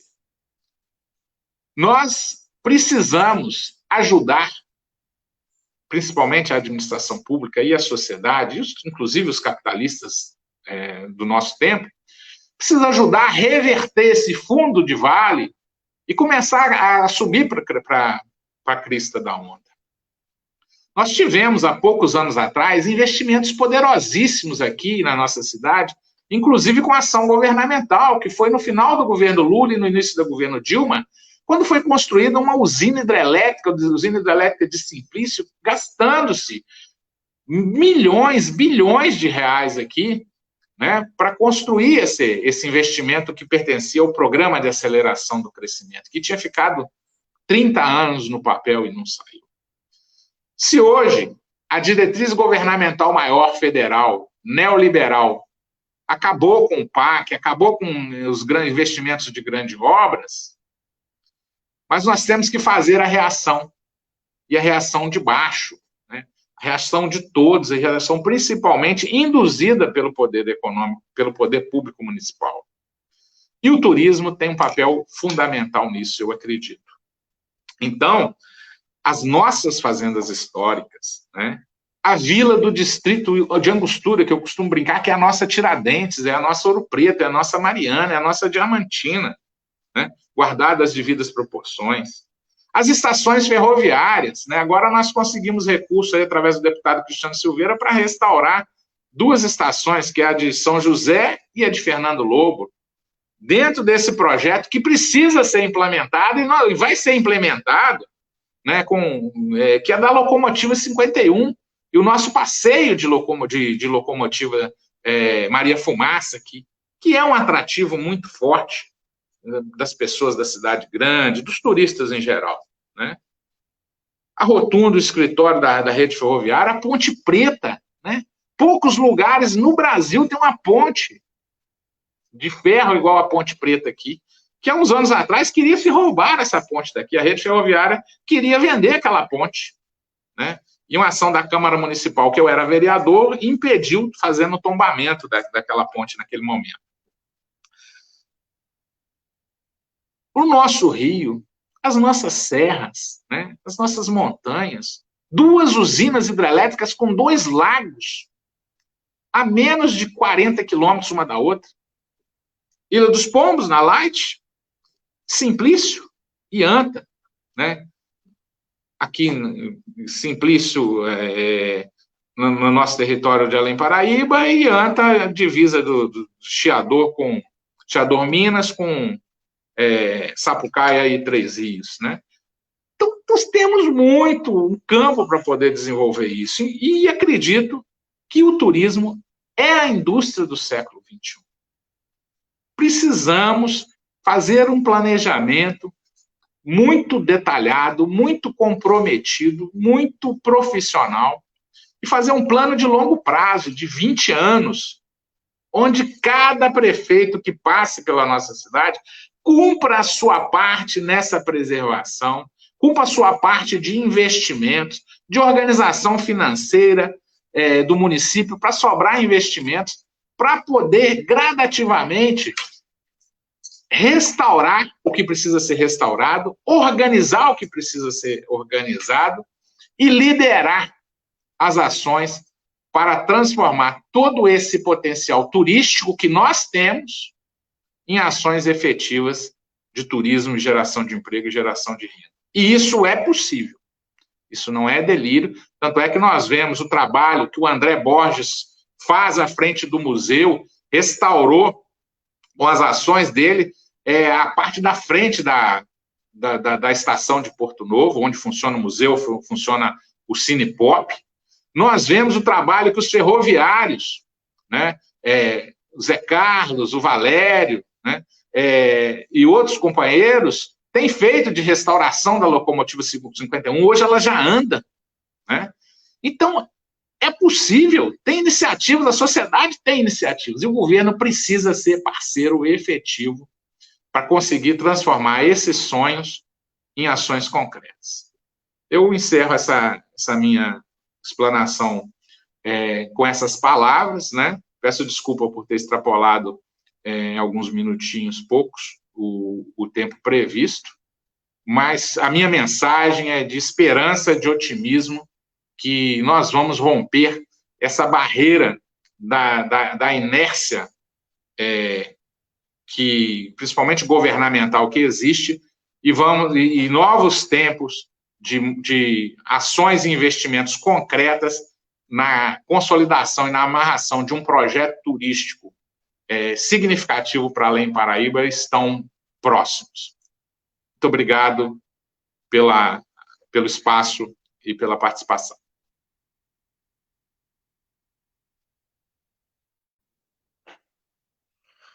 Muito bom, o Berdão falando aí com propriedade sobre economia. Nas suas falas introdutórias, eu me atentei a algo que você falou sobre fazermos política nova, porque hoje o povo brasileiro, e a gente pode dizer com propriedade, grande parte da população municipal está muito decepcionada com a política, mas é porque essa velha política, eu costumo dizer que é politicagem, porque a política efetiva ela é necessária, né? Aristóteles fala que a política é o último bem de felicidade para o homem. Então, isso que você falou é extremamente importante. Nós vivemos uma situação no Brasil hoje, onde as pessoas estão muito polarizadas, estão muito extremistas, e as pessoas não querem dialogar.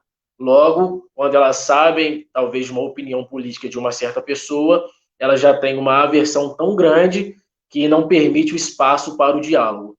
Então, mais uma vez, eu quero parabenizar você por essa iniciativa de dialogar sobre políticas públicas e principalmente sobre as coisas que envolvem o nosso município. Isso é algo de bastante importância. Nós ainda temos mais algum tempo e nesse tempo que nós temos eu gostaria de fazer algumas perguntas aos nossos convidados. A primeira pergunta eu gostaria de direcionar ao professor historiador Mauro Serra Luiz Fernandes. Mauro, a gente sabe que é um povo que ele não conhece a sua história, né? É um povo sem identidade.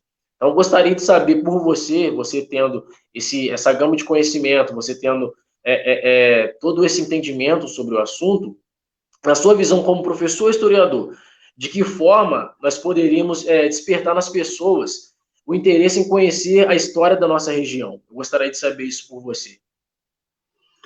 Primeiramente, eu gostaria de agradecer as palavras do Oberdan, né? Fiquei emocionado com os elogios, eu senti sinceridade, muito obrigado. Eu gostaria de dizer para você que o padre Miguel Antônio Paiva, o nome do padre é Padre Miguel Antônio Paiva, e a igreja que foi demolida nas primeiras negociações de Furnas é essa aqui, deixa eu ver se eu consigo mostrar, é estilo gótico, opa, Nossa Senhora de Belém, né? Foi construída pelo Simplício e seus trabalhadores, né? Ou seja, pelos seus trabalhadores e pelo Simplício, que o Simplício investiu o capital, né? Mas quem trabalhou, já falei, quem foi, né? E a igreja Nossa Senhora de Belém. Respondendo à sua pergunta, Vinícius, é um desafio muito grande, sabe? Porque o investimento na área da educação é muito questionável. A gente que é da área da educação, a gente vem sofrendo, né, com muitas ações contra os profissionais da educação, sobre a falta de investimento. Então, o caminho seria a educação, né? Implantar um sistema de cursos dentro das escolas do município, sobre a história de Além Paraíba, né? E assim seria mais a gente que é professor, né? Ainda mais professor de história, a gente sempre enfrenta esse desafio, tentando mostrar para os nossos alunos, né? Que a gente está ali na comunicação com eles, de mostrar para eles que todos nós somos agentes históricos, né? Nós somos descendentes dos que sobreviveram, desde a pré-história até os dias de hoje, né? Então, quer dizer, nós somos descendentes. Quando a gente se fala da pré-história, nós estamos falando da gente mesmo, né? Porque se não tivesse sobrevivido, a gente não chegava aqui. E olha que os desafios foram maiores do que a gente está passando aqui hoje, né? E para sobreviver naquela época era muito difícil.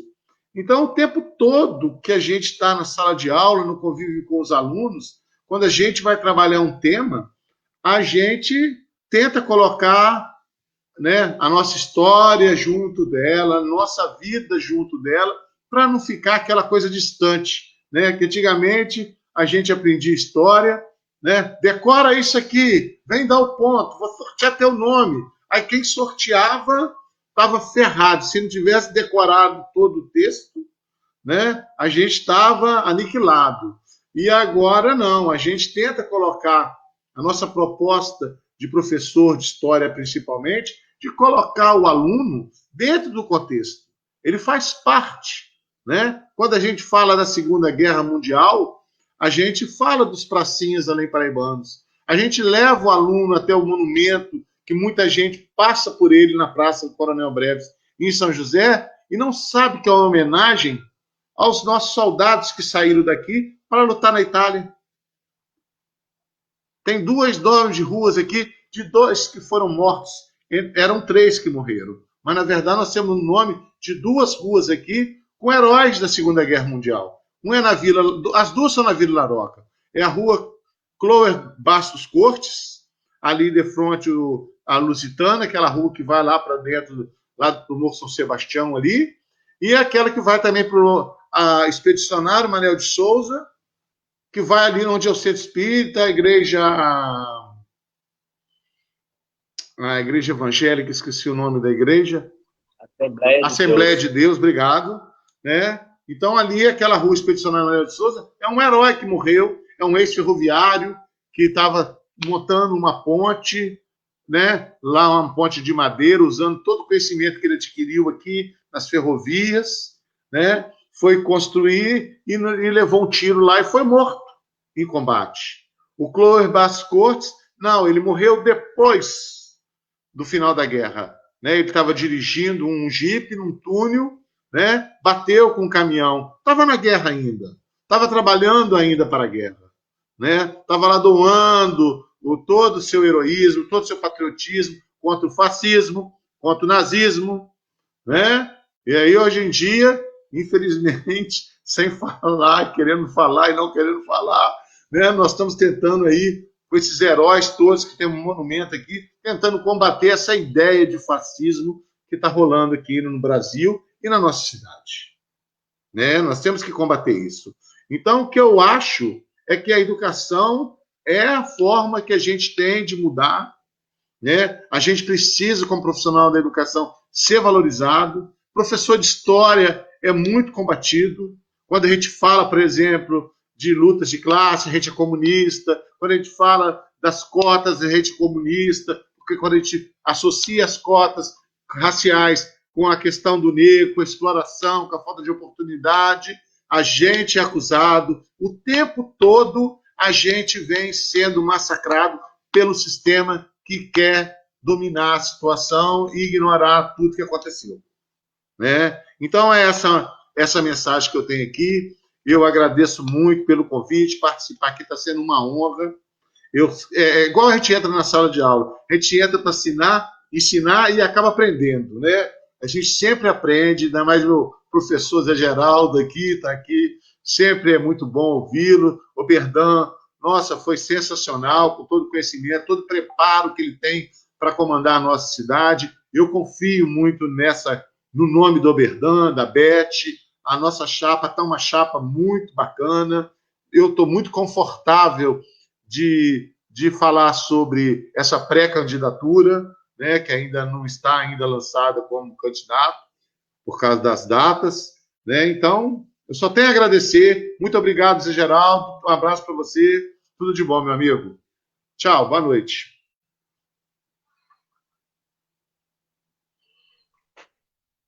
Muito bem colocado pelo Mauro. O Berdan costuma falar uma frase que ele diz assim: a educação é tudo. E realmente é. Eu sei o quanto a educação tem feito diferença na minha vida, no meu núcleo familiar. Eu sou o primeiro a terminar o ensino médio e o primeiro a ingressar no ensino superior. Então, o que o Mauro disse é fundamental.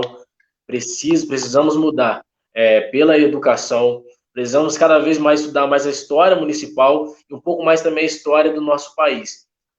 No ano que eu estudei, né, no ensino médio, eu tive muitas aulas de história sobre muitos outros países. Eu sei que é importantíssimo, mas poderíamos dar um foco também bem maior também na cidade, na história do nosso país e, sobretudo, também dar um foco também na história de Além Paraíba, porque eu acho que o caminho é esse, pela educação, para nós conseguirmos seguir um norte e começar a melhorar. Eu também gostaria de fazer uma pergunta também ao nosso estimado professor, José Geraldo. Professor, nós sabemos que esse processo de abandono das ferrovias começou com o governo de JK, e desde então se tornou uma triste realidade. Na verdade, são duas perguntas dentro de uma. A primeira pergunta seria essa: qual foi o impacto do abandono das ferrovias para o nosso município? E também como podemos reestruturar esse importante sistema no nosso município e na nossa região?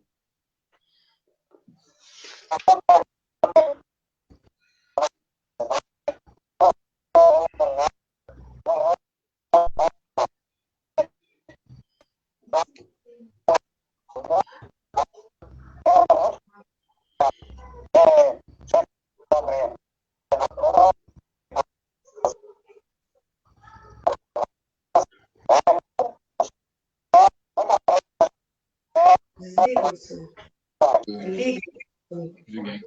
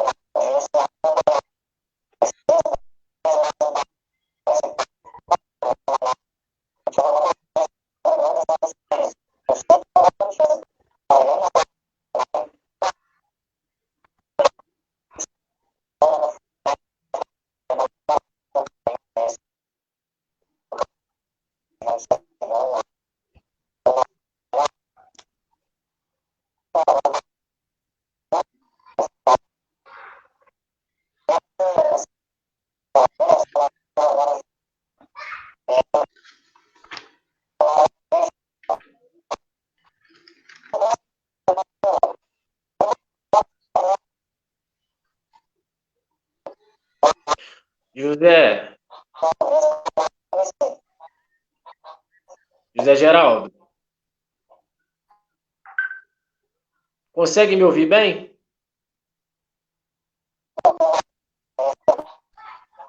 A sua conexão deu uma pequena cortada. Ok, Vinícius. Vamos Agora tá então bom. por partes, né? Por favor. A questão da relação ferrovia-rodovia não nasceu com problema, cara. Ela vem de antes, né? Pegar, por exemplo, de 1928, o discurso do Dr. Antônio Augusto Junqueira, então representante do município, ele faz uma veemente crítica à ferrovia pelo valor dos fretes cobrados e faz a crítica ao governo por ela ser o único modal de transporte, você tem um monopólio do transporte na região. Em consequência disso, em 1930, Vargas, a construção da Rio Bahia, que passava dentro da nossa cidade. Passava pela ponte do Porto, subia no morro da Rua Tenente Maristurti, passava pela Caxias, Gauchão e ia embora. Então, essa questão com o JK, né? O JK tem um agravante, porque naquele momento ele precisava dotar o país de um outro modal de transporte, né? Mais ágil, e ele, como recurso era escasso, ele investiu no transporte rodoviário e fez uma grande implementação rodoviária. Né? Oi. Estou vendo. Não estão me ouvindo? Retomo? Melhorou? Fica mais Deu uma perto, pequena Zé. cortada de novo. Tá ok. Está repetindo, então. Essa questão lá de 1920, 1930, né? Esse embate entre os empresários e os agricultores questionando o preço do frete ferroviário, né? Que vai acabar depois implementando na Rio Bahia, com Vargas, que não era pavimentada. Essa Rio Bahia só foi pavimentada depois, em 60, com JK, e da Ponte Regis Bittencourt, a Ponte Nova aqui. Então, quer dizer, esse embate de rodovia-ferrovia, ele é precedente a JK, né? Logicamente que o JK, optando pelo transporte rodoviário, investindo pesado no transporte rodoviário e negligenciando o transporte rodoviário, ele acaba, né? O cobertor é curto, você cobre a cabeça. Então, essa foi a questão. Ferroviário, né? Para nós, especificamente, tá? Recuperar o transporte ferroviário nosso aqui, eu acho difícil, porque o transporte depende muito do motivo. Eu não sei se nós temos na nossa região um setor produtivo que compensaria o investimento na modernização da linha. Por exemplo, passando pelo centro da cidade, carregando carga pesada. Então, essa modernização seria muito complicada. O que faria, seguindo aí o que o Berdan falou, é o empreendimento turístico. Se essa linha férrea, se esse aparato ferroviário vai nos servir, é para o empreendimento ferroviário, porque ele é muito charmoso, as curvas são muitas, e cada curva, beleza, cada curva deslumbra uma visão do Paraíba, uma visão de cidade, uma visão interessante. Então, acho que a crise da ferrovia é evidente, né? A ferrovia precisa ser modernizada, e para nós aqui, essa modernização não é a revitalização de cidades que viveram nos anos 50 por essa ferrovia, né? O retorno que poderia dar é o empreendimento turístico. O Oberdan faz muito bem investir no turismo. A gente falava em concentração de capital. O turismo, ele tem um fator muito interessante. Ele é muito generoso, ele dispersa muito capital, né? Ganha o cara do hotel, ganha o vendedor, ganha o vendedor de queijo, ganha o botequim, ganha o taxista. Então, o turismo turística, né, de um capital que circula muito mais amplamente, ele ficaria menos parado, conforme a gente já discutiu anteriormente. Outro dentro da necessidade e da possibilidade. Nós não tivemos aqui um empreendimento econômico, nessa crise do Brasil arcaico que eu falei lá atrás, nós não tivemos aqui, né, uma necessidade, né, de um transporte ferroviário. Esse foi o problema que vai levar a mim, o nosso trecho ferroviário na Zona da Mata Mineira, de grande volume de trabalho, de capital e etc. Né? Então, acho que é mais ou menos por aí a ideia. Respondi a sua questão, Vinícius? Sim, muito bem colocado, falando sobre o contexto histórico e dando essa sugestão. Muito bem colocado você falando sobre isso, falando sobre essa transição do contexto histórico, essa modernização das rodovias e dando essa sugestão que você deu agora. Muito obrigado, respondeu a sua pergunta. Estão me ouvindo? Sim, sim. Estão ouvindo? É todo mundo frisado para Sim. a conexão caiu. Sim.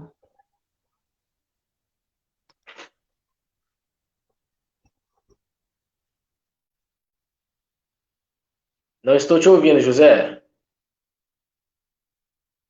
Agradecer o convite para participar dessa live, falar um pouco da história da cidade, muito a história da cidade, dizer a história de Além Paraíba. Né? No mestrado, especificamente, trabalhei com os trabalhadores ferroviários, numa técnica de história oral, usando a metodologia de história oral, patrimônio ferroviário da cidade no seu todo. Oi? Tá.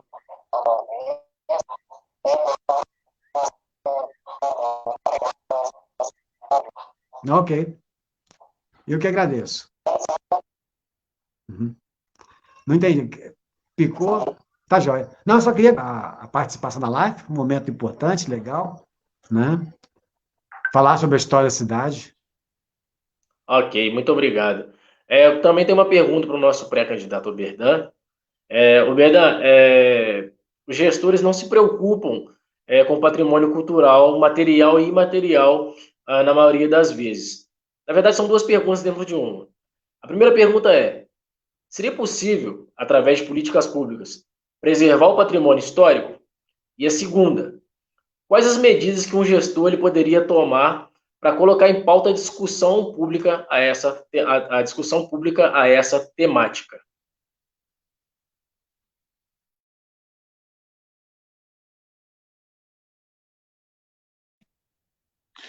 Bom, eu acho que é possível, sim. O planejamento é imprescindível em todas as ações humanas. Na nossa renda, na nossa casa, seja ela de 500, de 1.000, de 2.000 reais, qualquer que seja o valor, se nós não fizermos o planejamento do recurso que nós temos com as despesas que nós almejamos, com certeza teremos problemas sérios. no poder público, na administração pública, essa ideia prevalece da mesma forma.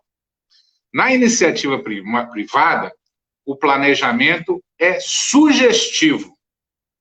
Sugere-se que as empresas e os indivíduos e as famílias tenham planejamento financeiro. No poder público, na administração pública, não é sugestivo, é obrigatório.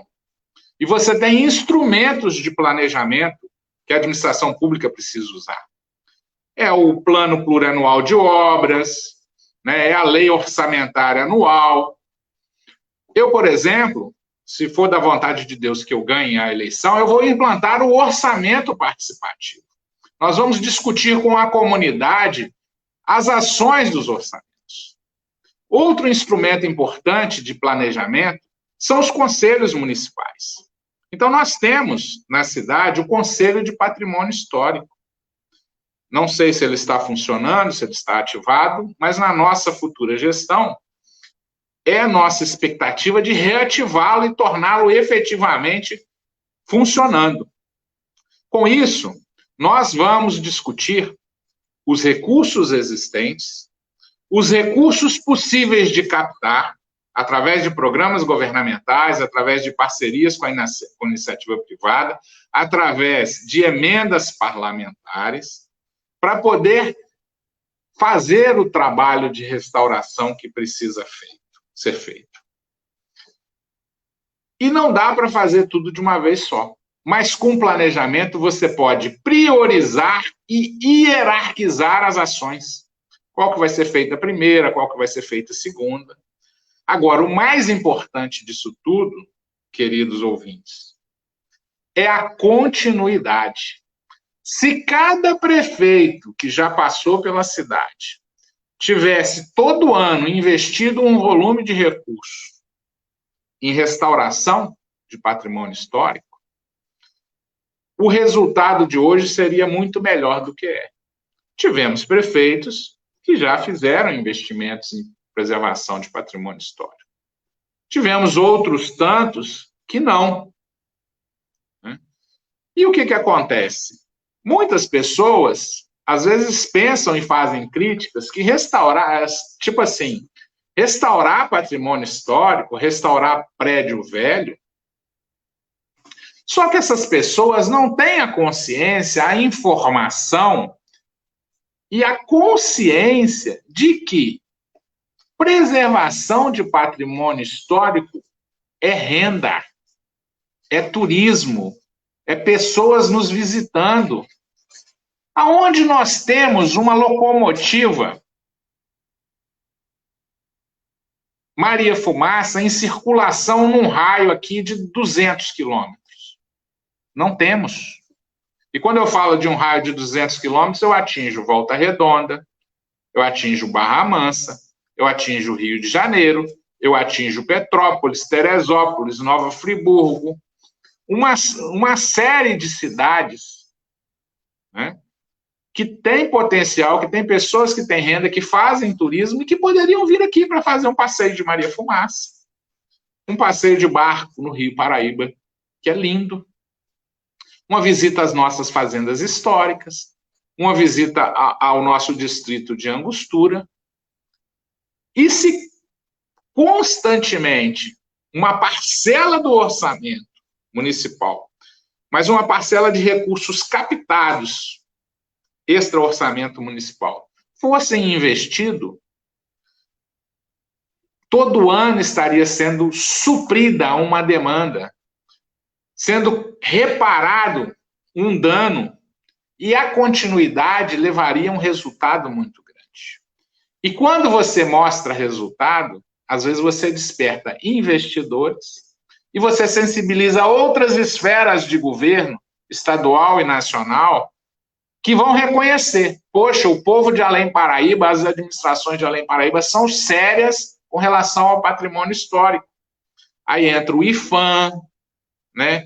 Entra o IEFA, que são órgãos de proteção patrimonial histórica em âmbito estadual e federal. E quando eles veem as ações sendo executadas sem corrupção, com constância, eles ficam doidos, porque poucas os municípios têm essa consciência.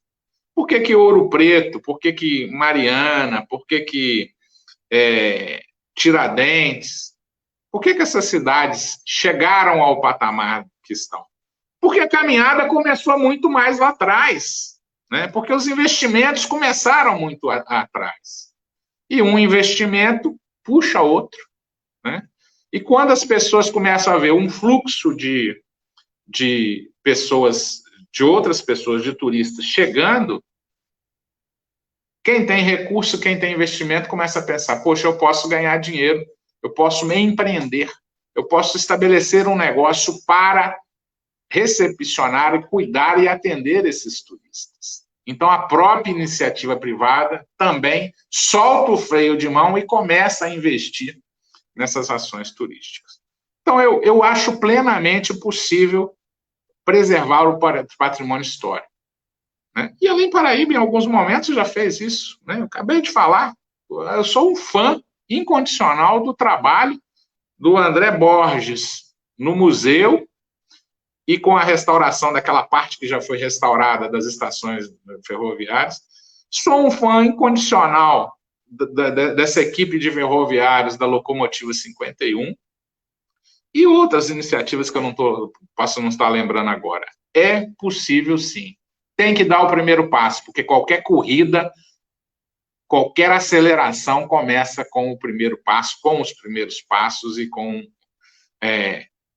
essa iniciativa, né? A segunda pergunta, Vinicinha, que eu perdi aqui um pouquinho. Você me fez duas perguntas. A primeira é que se é possível preservar o patrimônio histórico. Eu acredito que sim. Respondi. E a segunda? Eu vou retomar para você aqui. A segunda pergunta é: quais são as medidas que um gestor ele poderia tomar para colocar na pauta de discussão pública essa temática? Primeiramente, ele tem que ter essa disposição de discutir, né? O diálogo é muito importante. Então, quando nós propomos o orçamento participativo, você já está propondo discussão de recursos financeiros para serem colocados nessa situação. Quando se propõe colocar o Conselho Municipal de Patrimônio Histórico em funcionamento, dando voz e trabalhando em parceria, isso é outra necessidade que qualquer prefeito que entre e seja sério com esse objetivo tenha que colocar. E as ações de articulação mesmo, que o poder de um prefeito, o poder de um gestor local tem, né? Um representante de uma ONG chegar numa Energisa, numa Copasa, numa Compromisso Ambiental, em qualquer empresa concessionária de serviço público da nossa cidade, da nossa região, tem um efeito. Agora, um prefeito chegar com uma Câmara de Vereadores, com representante de ONGs, né, com apoio de deputados, tem outro efeito. Com certeza, aquela instituição, aquela concessionária pública, e que tem recursos de marketing no orçamento para poder trabalhar, né, recursos de programas de incentivo fiscal para poder trabalhar, se o peso da caneta de prefeito for colocado em função dessas causas, com certeza nós teremos resultados maiores, né? Os programas, os projetos, os editais em âmbito estadual e nacional que são colocados, também é uma fonte de acesso, né? E um esforço municipal para colocar também uma parte dos recursos, né, municipais. Mas aí precisa também de fazer uma gestão austera, né? Você não sobra recursos para fazer preservação de patrimônio se o salário do prefeito for extremamente alto, se o gasto com diárias de viagens for muito alto, se a folha de pagamento for muito inchada, uma série de situações de má gestão que, se não forem trabalhadas, não vai sobrar dinheiro mesmo, né? Mas a hora que chegar um prefeito que pense de forma austera e pense em transformar os recursos de desperdícios que existem em ações, em um fundo financeiro para ajudar nesse trabalho, é possível. Eu acredito nisso piamente, né? E defendo essas posturas. Ok, Vinícius? Ok, ficou muito bem respondido, muito claro. Essas suas respostas claramente nos deram muita esperança, né, para essa futura gestão, se Deus quiser. E eu fico muito feliz por saber que nós temos um pré-candidato tão qualificado, tão esperançoso e tão animado para se fazer algo significativo por esse município. Eu gostaria aqui de, mais uma vez, externar a minha gratidão a esse convite, por ter sido o mediador dessa live hoje. Mais uma vez, muito obrigado ao Mauro Serra por todo o conhecimento que nos permitiu adquirir. José Geraldo Esquerdo, muito obrigado por todo o conhecimento que nos trouxe também. Quero mandar um abraço ao Betão, mesmo não estando aqui, agradecê-lo por ter vindo e falado um pouco aqui conosco, agradecer mais uma vez ao Oberdan, né, por toda a gama de conhecimento que veio nos trazer, veio trazer também quais são as suas expectativas, o que ele pensa, como pensa, e isso nos dá uma chama muito forte de esperança. Eu gostaria de perguntar ao Oberdan se ele quer falar mais alguma coisa, quer fazer uma consideração final. Agradecer a participação de todos e principalmente de vocês, ouvintes ainda, que estão ouvindo diretamente agora ligados e vocês outros que vão ouvir nas gravações. É muito importante a gente discutir políticas públicas. Muito obrigado. Mauro, tem alguma coisa para falar? Boa noite, muito obrigado. Algumas publicações que eu já fiz aqui em Paraíba. Lá, quem não conhece a história corre o risco de repeti-la. Olha lá. Né? Vamos debater. Obrigado, tudo de bom para vocês. José Geraldo? Eu queria agradecer a oportunidade, né, de estar participando desse momento. E desculpe, meu equipamento não ajudou muito para os problemas de fala, né, de som.